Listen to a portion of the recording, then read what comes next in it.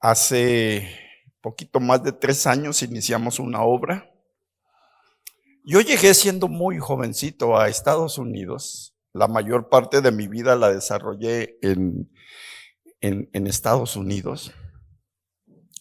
Y recuerdo que el primer día que llegué, hice una oración y le dije: Señor, concédeme un día regresar a la tierra que me vio nacer, a la tierra de mis padres, de mis hermanos, para predicar tu palabra. Corrió los años y en el 2017, que por cierto fue el año que Dios me bendijo y que fue por primera vez que vine a este precioso país, a Guatemala, el Señor me concedió, dicen pensionarme, jubilarme, retirarme. Yo trabajé para empresas más de 40 años en Estados Unidos y también parte predicando, pastoreando en Estados Unidos. Y se llegó el 2017 y un día estaba orando. Yo ya venía preparándome 5 años antes para qué es lo que Dios iba a hacer en mi vida. Y estaba orando en mi cuarto cuando de repente le dije: Señor, yo quiero ir a México a predicar tu palabra, a plantar una iglesia. Y el Señor me dijo: ¿te recuerdas el primer día que tú llegaste a Estados Unidos y me dijiste, un día concédeme regresar a mi tierra? Le dije: sí, Señor. Me dijo: hoy se llegó el tiempo.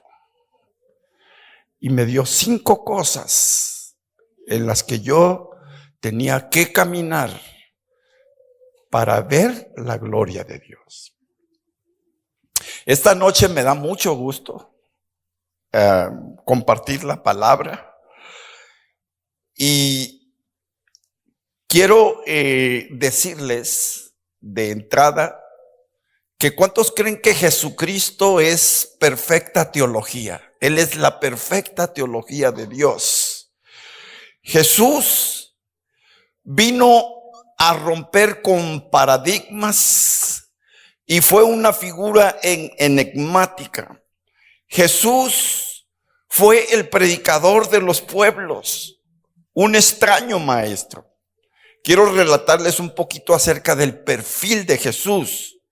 El perfil de Jesús de entrada fue predicador de la calle, del pueblo, del barrio, del arrabal o del guero, como decimos en inglés, del mercado, de la gente, de la calle, del vulgo, de las esquinas.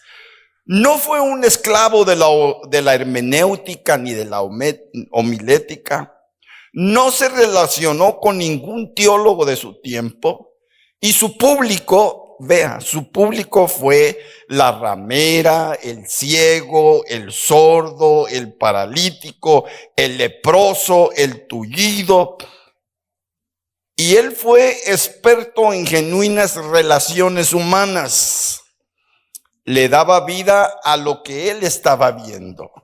Él fue práctico. Y esta noche quiero hablar de la practicidad de Jesús. Desde el Génesis hasta el Apocalipsis, el propósito de Dios fue revelar su amor a través de su Hijo Jesucristo. ¿Cuántos lo creen?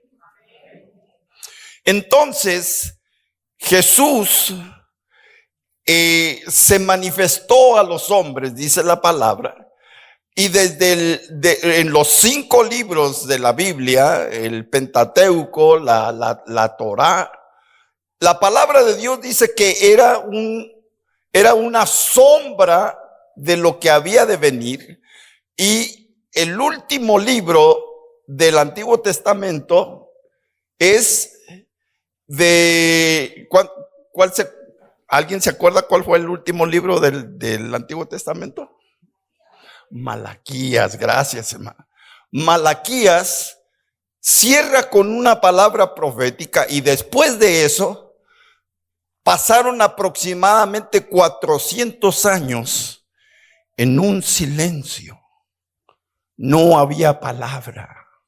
No había palabra de Dios. Un silencio de 400 años. Hasta que finalmente en el propósito de Dios, en el plan de Dios, irrumpió Jesús naciendo de una virgen, concebido por el Espíritu Santo.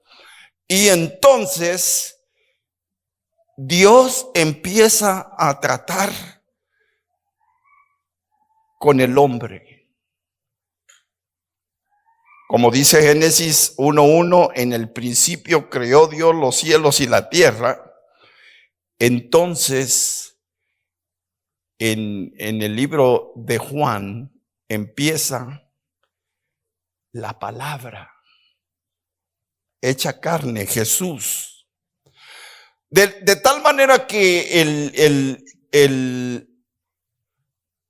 Juan el Bautista se encarga de abrir el camino, y era uno que clamaba en el desierto, aparejando el camino del Cordero de Dios que iba a quitar el pecado del mundo. Y cuando lo ve, le dice a las multitudes, le dice a la gente: he aquí el Cordero de Dios que quita el pecado del mundo, el cual no soy digno ni siquiera de desatar la correa de su calzado. Entonces Jesús vino, y el propósito, el proyecto, la intención de Dios a través de Jesucristo es traer los principios del reino, y Él mismo era el reino. Porque a veces hablamos del reino, pero nos olvidamos del rey. Y Jesús es el rey, y en base a ser el rey, Él empezó a establecer los principios del reino. Mire, Jesús nació judío, tuvo la cultura judía, comió de los alimentos judíos, corría sangre por sus venas judías. Pero nosotros vemos que en ningún momento Jesús enseñó el judaísmo. En el Padre Nuestro dice: venga tu reino, hágase tu voluntad, como se hace en el cielo, se tiene que hacer en la tierra. Ahí empezó a establecer los principios. Y Jesús le daba vida a todo lo que estaba viendo. Nunca leyó un libro. Hacía sus enseñanzas de un corral, de un grano de trigo, de una lámpara, de un grano de mostaza, de una siembra, de un granero, de una ama de casa que tenía 10 monedas. Y ese fue Jesús, práctico. ¿Se recuerdan cuando habla con Nicodemo en el capítulo 3 de Juan? Y cuando habla con Nicodemo, llega a un punto donde Jesús le dice: si te he hablado con las cosas de la tierra y no me entiendes, ¿qué será si te hablo con las cosas del cielo? En otras palabras, Jesús fue práctico, porque de todo lo que veía, la Escritura dice: y el reino de los cielos es como, el reino de Dios es parecido, el reino de Dios es tal, de esta manera, porque Él quería expresar el reino en la tierra. Por ejemplo, cuando Jesús habla de la iglesia, la eclesía, lo más cercano que era a la eclesía, Jesús ni siquiera le pasó por aquí lo que nosotros, el concepto que tenemos de iglesia. Nosotros venimos de la iglesia popular, donde nos enseñaron que era la iglesia, que era la casa de Dios, y nosotros decíamos: oh, ahí está la iglesia. Pero Jesús, cuando habló de la iglesia, no se refería a las 4 paredes ni a los ladrillos, sino que se refería a un poder, el poder del reino. Sucede que Roma, en los tiempos de Jesús, era el imperio que predominaba.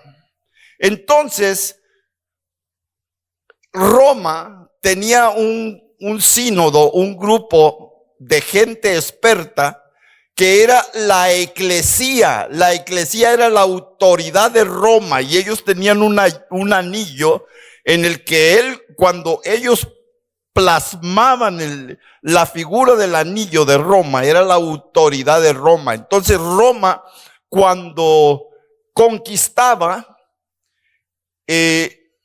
decía, momento, nosotros los conquistamos ya. Pero no solamente vamos a agarrar su botín, no solamente vamos a agarrar sus propiedades. Ustedes no van a vivir como están viviendo ahora. Nosotros vamos a plantar la cultura romana y ustedes tienen que vivir conforme a la cultura romana. ¿Sabe por qué nosotros los latinos sea El Salvador, Guatemala, México, Chile, cuando vamos a Estados Unidos hay un choque de culturas? Porque nosotros queremos vivir como vivimos en nuestros países. Por ejemplo, llegamos y nos subimos a las azoteas o en las ventanas y queremos hacer los famosos tendederos de ropa o dejar las bicicletas tiradas ahí o algo que no está permitido o violar las leyes de tránsito. Entonces hay un choque cultural y hay reglas y leyes que van a tener que ser enforzadas a través de multas.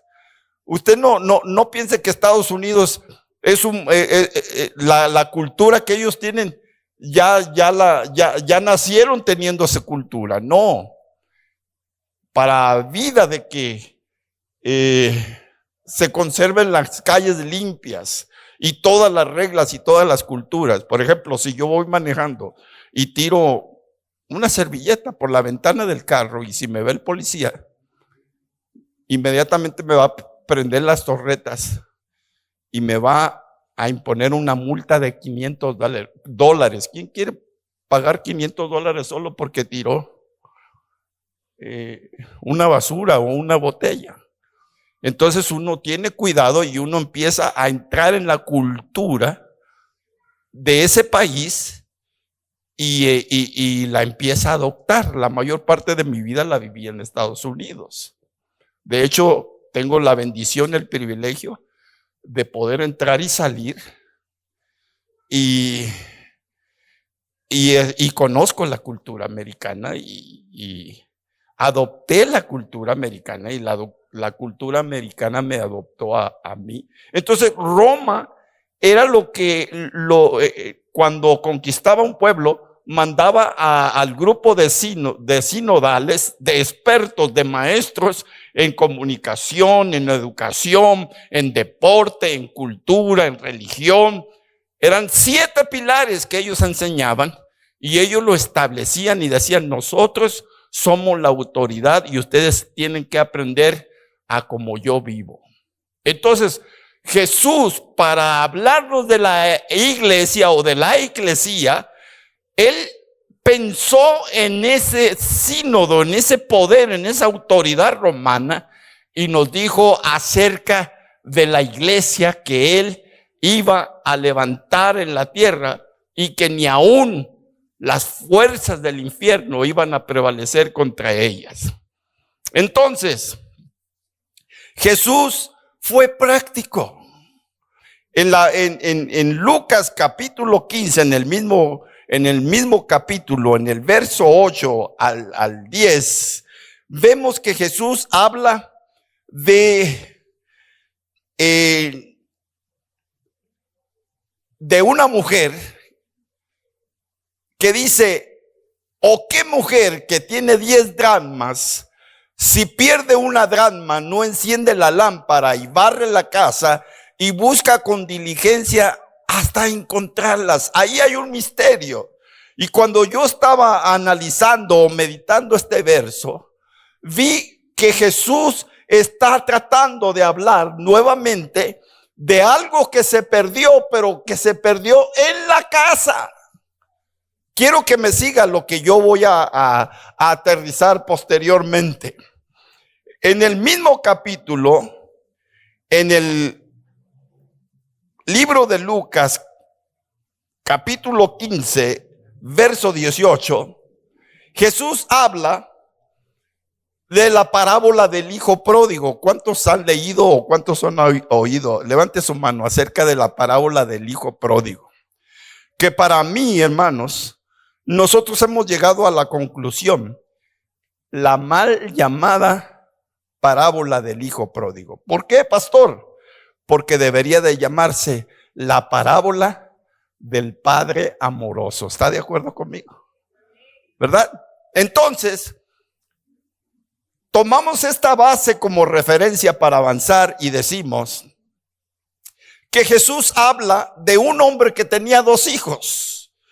Y el menor de ellos se le revela y le dice, ¿sabes qué, papá? Ya no quiero vivir en mi casa, ya no quiero tu tutoría, ya me quiero emancipar, así que de plano dame la herencia que me vas a dar y yo me voy. Mire, en el Antiguo Testamento, por cuestión del tiempo, no le muestro, pero por cuestión de tiempo, en el Antiguo Testamento había leyes que nunca de los nunca un padre heredaba a un hijo en vida. El testamento era cuando muriera el padre, ¿de acuerdo? Hasta la fecha se hace, ¿verdad? Entonces, el padre le dio la herencia que le pertenecía y todos sabemos lo que hizo, ¿verdad? Se fue de la casa, se apartó a una provincia lejana y dice la Biblia que él vivió perdidamente y todo lo que tenía lo gastó en fiestas, lo gastó en parrandas, lo gastó en prostitutas y de repente vino una gran hambruna en el pueblo y cuando él se dio cuenta, no tenía, como decimos en México, ni un solo quinto partido por la mitad. Nada, todo lo que tenía, absolutamente se le había acabado. Hace 2 semanas estaba platicando con una hermana de la congregación y me dijo, pastor, quiero decirle algo. Dice, a mi hijo está en una situación parecida a la del hijo pródigo. Dice, pero no. Su padre le dio la herencia y él se gastó, imagínense, en 5 años más de $200,000 y ya no tiene un solo 5. ¿Se puede imaginar eso? Todavía la historia se repite. Entonces, este joven, cuando se vio sin nada, empezó a buscar trabajo por la necesidad, pero era tan crítica la experiencia que estaba pasando y la situación tan precaria que no encontraba trabajo en ningún lado hasta que alguien le dio un trabajo: apacentar los cerdos o los puercos. El judío es contaminación y es abominación. De hecho, ni siquiera come el cerdo, mucho menos estar limpiando, no sé cómo dicen aquí, los chiqueros, o estar dándoles comida, alimentándolos. Pero llega a un extremo donde es tanta el hambre que dice la escritura que él deseaba comer de las algarrobas de los cerdos. Vaya conmigo, note la situación tan difícil que estaba viviendo este hijo. Y un día, algo que me llamó la atención aquí en este capítulo, es que la palabra dice, y volviendo en sí, el muchacho se pone y empieza a meditar y llega a la conclusión y dice, ¿cuántos jornaleros hay en la casa de mi padre que viven con sueldo, viven con hogar, comen bien, son bien tratados? Y yo aquí me estoy muriendo de hambre, yo estoy padeciendo de hambre. vivió en la locura, vivió en el desvarío. Pero cuando vuelve en sí, dice, me levantaré e iré a mi Padre. Yo quiero decirle algo. Tu pasado no define tu futuro. Aquí, mis hermanos, la carrera cristiana es una carrera de resistencia. No es como empezaste, no es como empezamos, es como vamos a terminar. Muchos en el andar, como en la parábola de la mujer que pierde una moneda, el Señor me enseñó que en esa parábola, en la iglesia hay gente que sí canta, viene, aún da diezmos y ofrendas, pero que hace rato se perdió en la casa. Como muchos matrimonios que tienen años, pero que hace años que se alejaron uno del otro. Viven en la misma casa, comen en la misma mesa, pero algo pasó en el andar de sus vidas, que hay una separación de sus almas y solamente son dos personajes que deambulan en la casa. Entonces, aquí la vida cristiana, mis hermanos, es una vida de resistencia en el Señor, es una vida de renovación, es una vida de marchas y recontramarchas. Hay un momento en que nosotros vamos avanzando y de repente tenemos que hacer un alto, y dice la Biblia, regrésate y pregunta por las sendas antiguas y vuélvete a regresar, porque algo pasó en tu vida que te perdiste en el camino. Este congreso, para mí, cada congreso es nuevo. Una nueva unción, un nuevo mensaje, una nueva dirección. Me llevo a algo. A mí me gusta hacer notas y me gusta escribir y hago notas. Y cuando llego a la casa, tomo tiempo para revisar notas, porque fue tanta la información de uno, de otro y de otro, que si no hice notas, entonces yo digo, bueno, what's going on, decimos en Estados Unidos, ¿verdad? ¿Qué pasó aquí? Ya no sé ni lo que aprendí. Pero las notas ayudan, y yo voy a las notas. Entonces, estamos en una buena dirección. Pero la iglesia, y no es condenable, ni tampoco quiero sonar a una queja, pero estamos en estructuras, en administración, en discipulados, en avanzar y en todas estas cosas, que de repente nos vemos que somos gente que solo estamos en cuatro paredes y no estamos cumpliendo el cometido del reino de los cielos, del mensaje cristocéntrico, de la perfecta teología, de hablar de Jesús. La palabra nos dice, cuando ya estaba listo para irse Jesús en los cielos, dio un mandamiento que no es negociable. Y él dijo, vayan y hagan discípulos a todas las naciones.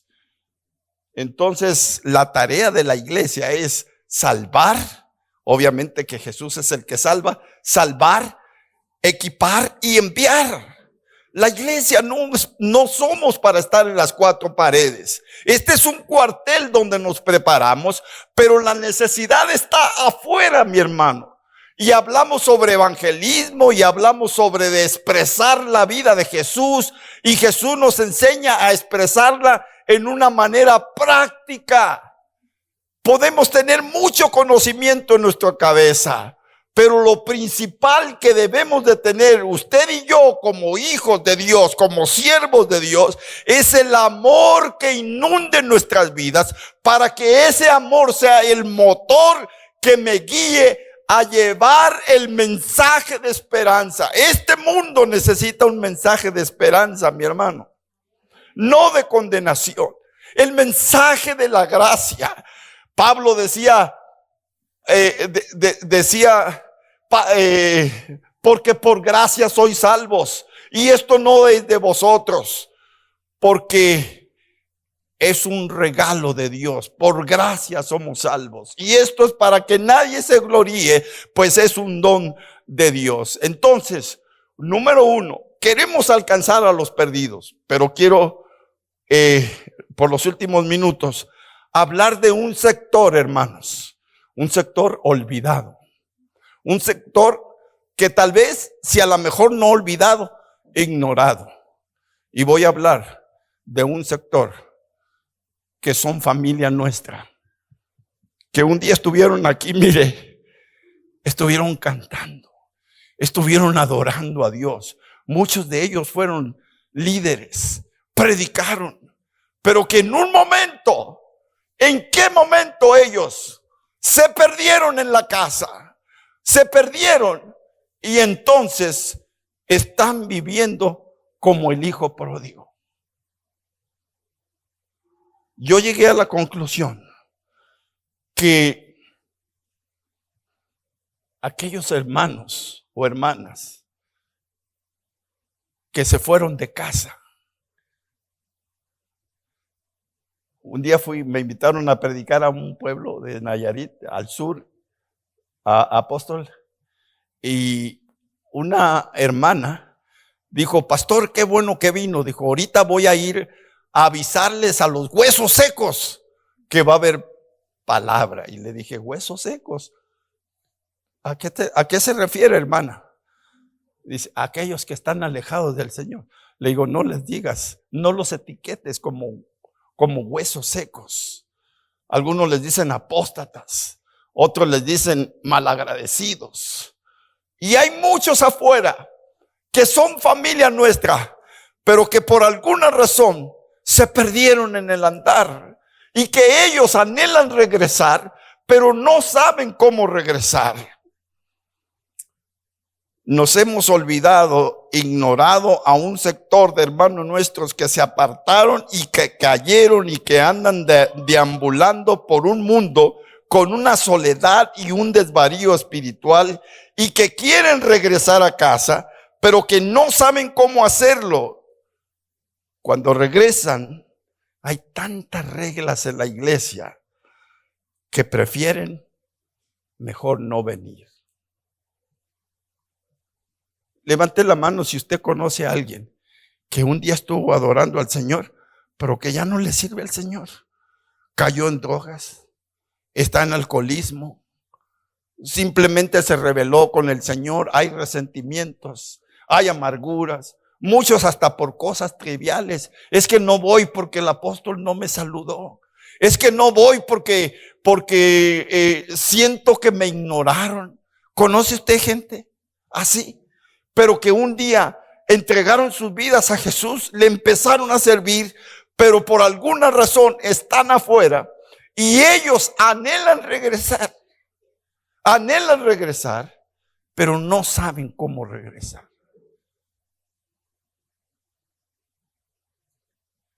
Yo tuve una experiencia, no hay tiempo para contársela. Muchos de ustedes me han escuchado que en el 2013 yo vivía en la ciudad de Austin, Texas, y ahí literalmente me estaba muriendo, hermanos.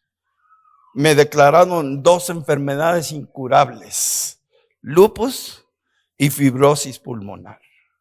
Un jueves, cuando yo estuve ante el mejor especialista del mundo, está en Austin, Texas, me dijo: pasa, sit down, Mr. Escopiro, me dijo, let me show you your lungs. Déjame enseñarte tus pulmones.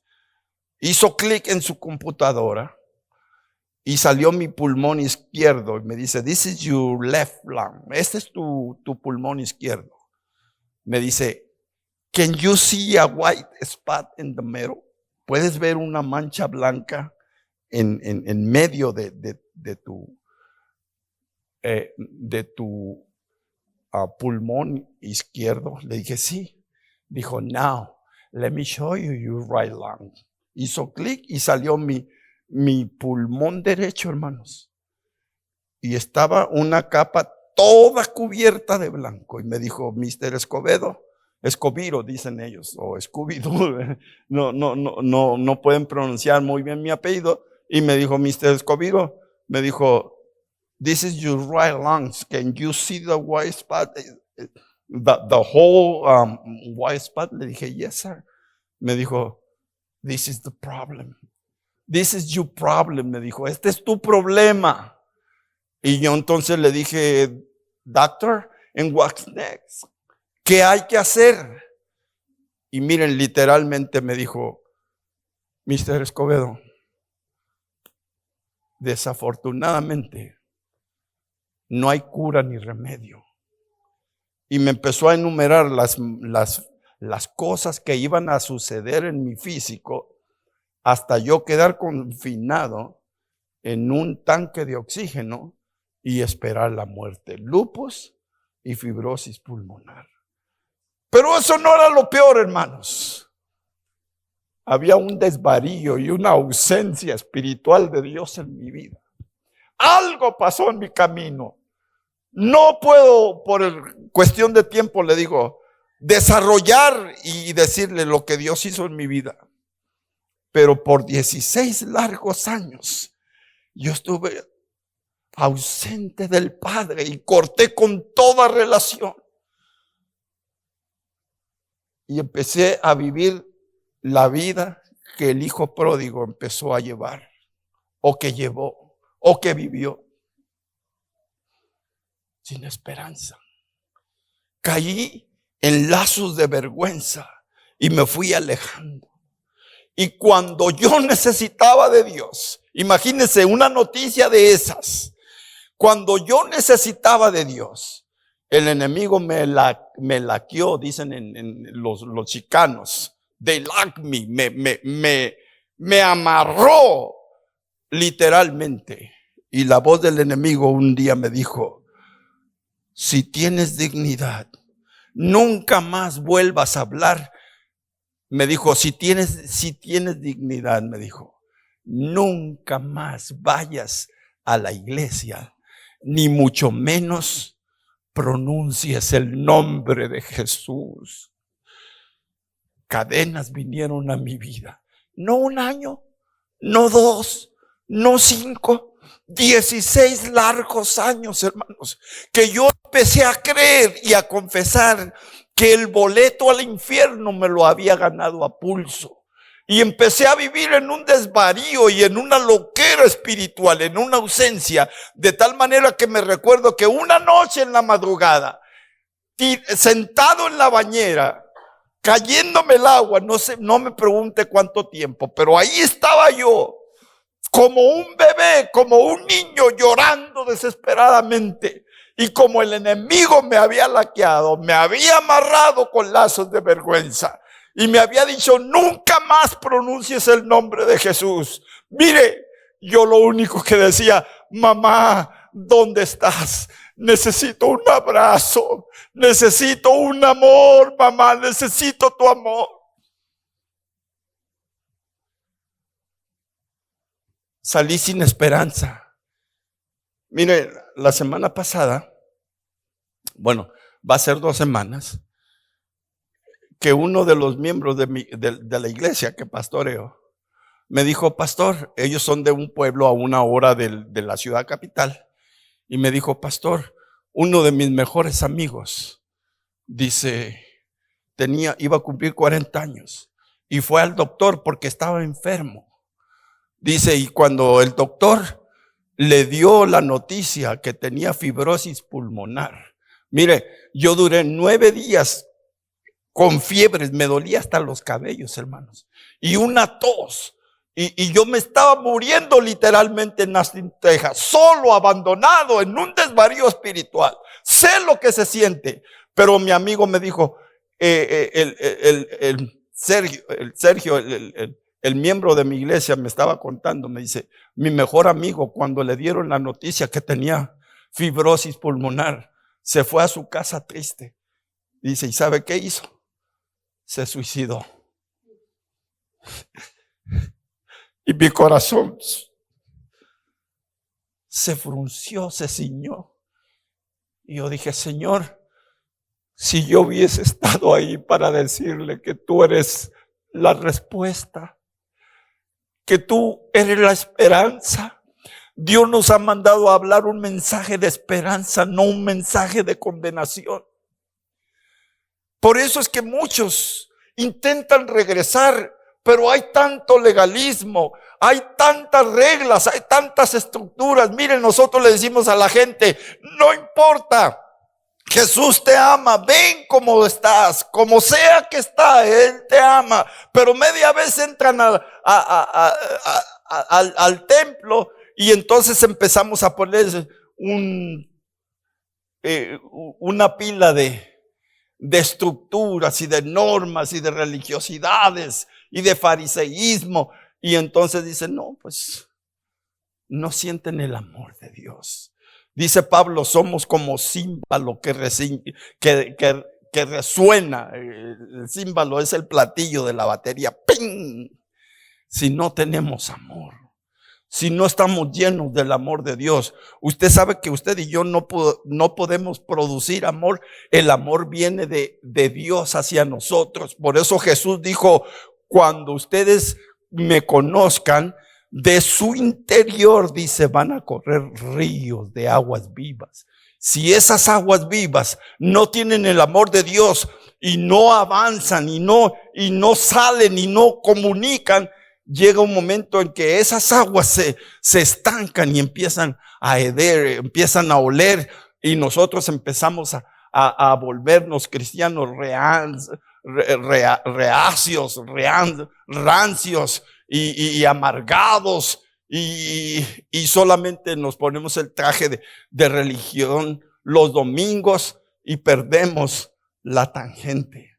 Hay mucha gente aquí en las iglesias que vienen, que entre comillas sirven, pero que sus vidas están escuetas, vacías.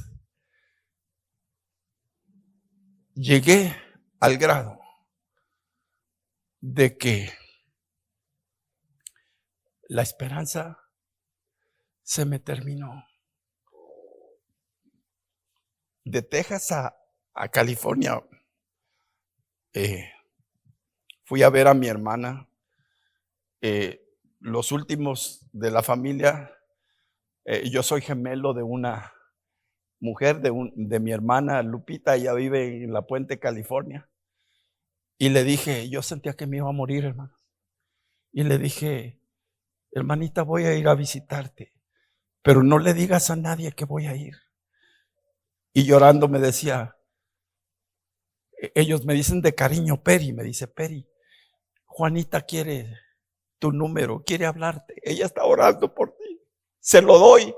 Le dije, no quiero hablar con nadie, solo voy a ir a verte unos días. Cuando llegué, me dijo, al siguiente día, esa tarde me dijo, te voy a preparar una cena. Y se llegó el día siguiente y me dijo, Peri, Eduardo y Noemí, que son mis pastores en Moreno Valley, California, me dice, ellos saben que estás aquí y quieren verte. Me dijo, les digo que vengan. Y yo oí una voz, hermanos, que me dijeron, esa voz me dijo, cuidado, te van a querer convencer, pero tú ya probaste las mieles de lo que es lo bueno. Yo decía, this is heaven, este es el cielo. Yo conocí a Jesús muy niño, a los 10 años. Y el enemigo me decía, es que te lavaron el coco. Es que no viviste la vida. Resumo que ellos vienen y me dicen, Me dice mi sobrina, hija de mi hermana Juanita, me dice: tío,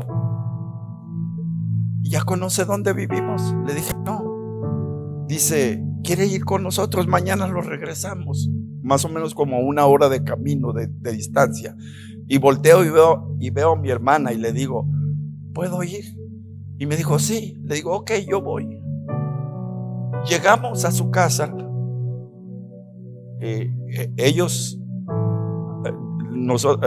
apóstol, decimos que Eduardo a las 9 de la noche se le va la revelación, que él se acuesta temprano, pero eran las 11:30. Y algo que me llamó la atención es que me dijo: vamos a tomar café. Ellos no toman café.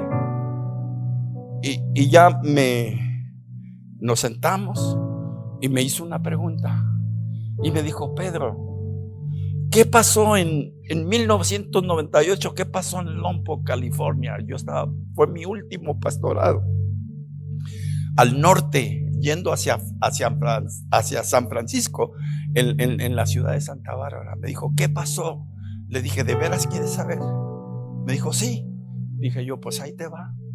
Y le empecé a decir con lujo de detalles lo que yo hacía, cómo vivía, cómo estaba, cómo andaba de perdido. Y no le estaba presumiendo, pero no quería ser hipócrita. Dije yo: le voy a decir todo cómo estoy viviendo. Y cuando terminé, otra vez oí la voz que me dijo, decimos nosotros los mexicanos: aguas, ahora van ellos. Y me dice, y yo decía: ¿qué me pueden decir a mí si yo fui pastor, si yo prediqué, si yo conozco la Biblia? ¿Que me voy a ir al infierno? Eso ya lo sé, eso me lo gané a pulso. El diablo me había amarrado y me había enredado, que yo decía: ¿qué me pueden convencer? ¿Qué me pueden decir si yo sé? Y yo esperaba que mi pastor me empezara a decir: mira, Pedro, arrepiéntete, te vas a ir al infierno, eres un pecador, esto. Pero mire, termino con esto. Me quedó viendo y me dijo esto. Lo estoy oyendo como que si fuera hoy. Me dijo: Pedro, a pesar de, yo veo 3 cosas en ti, me dijo. Número 1, la sangre de Jesús corre por tus venas. Número 2, me dijo, el libro de tu destino todavía no está cerrado. Dios lo mantiene abierto porque Él quiere empezar una nueva historia. Y número 3, te veo haciendo lo que Dios te mandó a hacer y terminando tu carrera con gozo. ¿Y saben qué le contesté yo? Le dije: Eduardo, honestamente, yo no me veo así. Y no fui. A los 2 días me fui de California a Texas, donde yo vivía. Llegué en la madrugada, abrí mi apartamento, tiré mis maletas, así como venía vestido, me acosté. Y eran como las 2 de la mañana, 1 o 2 de la mañana, cuando yo empecé a ver el techo. Y por primera vez empecé a llorar, hermanos. Y yo no sabía por qué estaba llorando, pero empecé a llorar,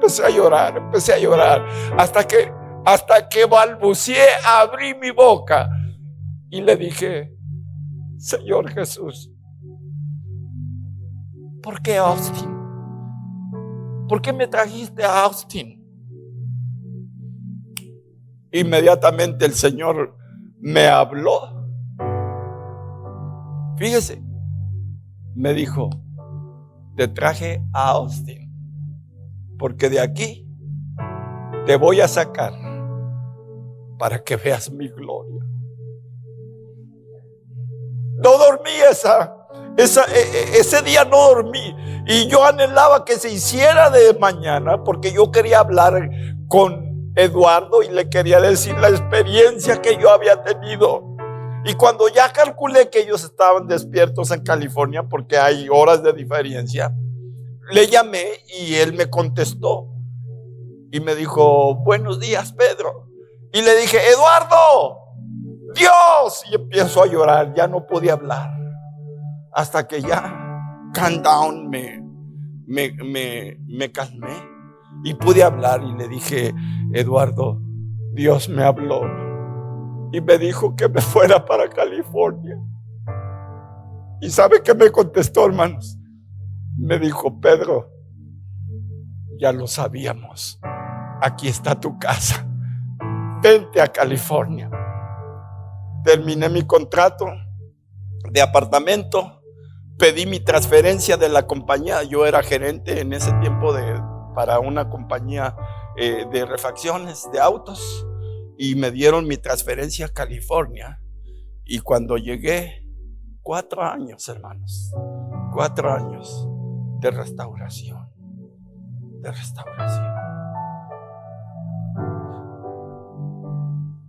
Regresé a casa. Llegué a casa, hermanos. Yo recuerdo que manejé como 18 horas y llegué exactamente, gracias hermana, llegué exactamente cuando iban a iniciar la reunión de domingo.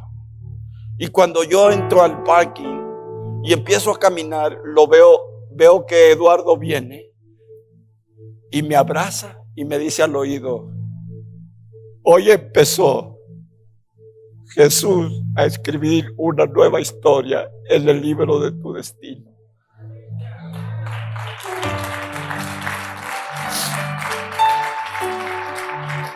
Y mi corazón saltó, hermanos, cuando yo miré un gran letrero que decía: bienvenido a casa. Y yo dije: me lo pusieron para mí. Bueno, ese ya estaba, ¿verdad? Pero yo me lo adjudiqué, yo lo abracé, dije: esto es para mí, bienvenido a casa. Y tuve luchas, hermanos. Al mes el enemigo me empezó a decir: te dije, regrésate, esto no es tu lugar. Y sentía como la droga, sentía que algo me jalaba. Pero había alguien orando por mí, alimentándome, dándome la esperanza, dándome el mensaje de esperanza, no de religión, no de cadena, no de legalismos. Y un día, en el servicio, en la adoración, por primera vez, hermanos, en 16 años, levanté mis manos y sentí una unción de Dios. Y cuando estaba adorando a Dios, vino un salvadoreño, un profeta, Manuel Gálvez, y me abrazó y me habló al oído y me dijo: Pedro, dice el Señor que este día es quebrada tu vergüenza. Y literalmente, hermano, yo sentí que algo tronó en el piso y quedé completamente liberado y en el proceso de restauración. Y lo que el enemigo trató, yo escuché ¿se acuerdan de las máquinas contestadoras, las answer machine? No, ahora ya no hay. Pero en esa contestadora, el enemigo me dejó un mensaje. No sé dónde quedó ese cassette, pero me dejó ese mensaje. ¿Quieres saber qué decía ese mensaje? Bueno, por 50 quetzales afuera. No, mis hermanos, pónganse de pie en esta noche. Solo por gracia, hermanos. El mundo necesita la gracia de Dios. ¿Y sabe cómo va a llegar la gracia de Dios? Aquellos que quieren regresar, como yo un día anhelaba, pero no sabía porque me perdí en el camino. La gracia los va a alcanzar a través de usted y a través de mí. Abrácelos. Si usted conoce a alguien, empiece a orar por ellos desde esta noche y diga: Señor María, Señor Juan, Señor, mi pariente, Señor, mi primo, Señor, mi hermano. Empiece a orar y empiece a buscarlo. Y no lo agarre a bibliazos. Ámelo. Dígale: la gracia ha llegado a tu casa. Jesús le dijo a Nicodemo: la salvación ha llegado a tu casa. Si usted, que está aquí, se ha extraviado, siente que ha faltado, siente que viene solamente como un robot, porque tiene que venir, porque se acostumbró, porque por la inercia, yo le invito en esta noche a que usted venga a los brazos de papá. Venga, la gracia está aquí.